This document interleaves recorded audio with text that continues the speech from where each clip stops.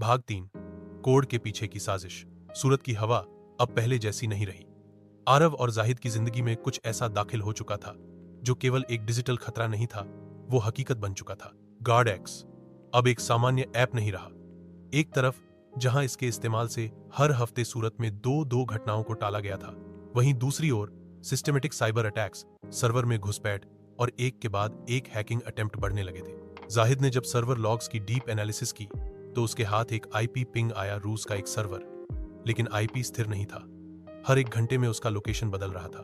ये कोई सिंडिकेट है आरव, अकेले काम नहीं कर रहा, और सबसे खतरनाक बात, उन्हें हमारे यूजर्स के लोकेशन और डेटा तक एक्सेस मिल चुका है, जाहिद बोला।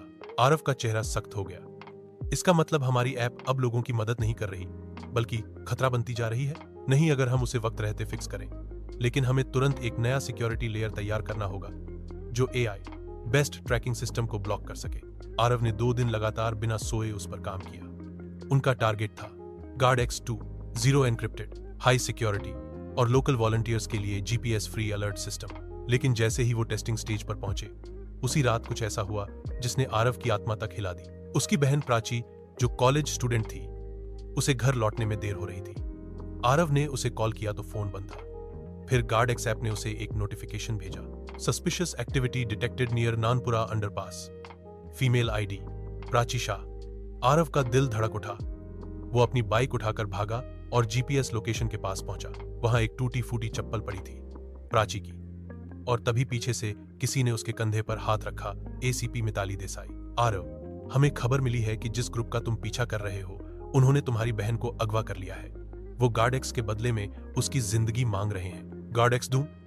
आरव की आंखों में आंसू थे, लेकिन अंदर से उसका मन लोहा बन चुका था। ऐप मैम, अब ये पर्सनल हो गया है। मैं ऐप भी बचाऊंगा और अपनी बहन को भी, चाहे इसके लिए मुझे उनके अड्डे में घुसकर आग क्यों ना लगानी पड़े। अब खेल बदल चुका था।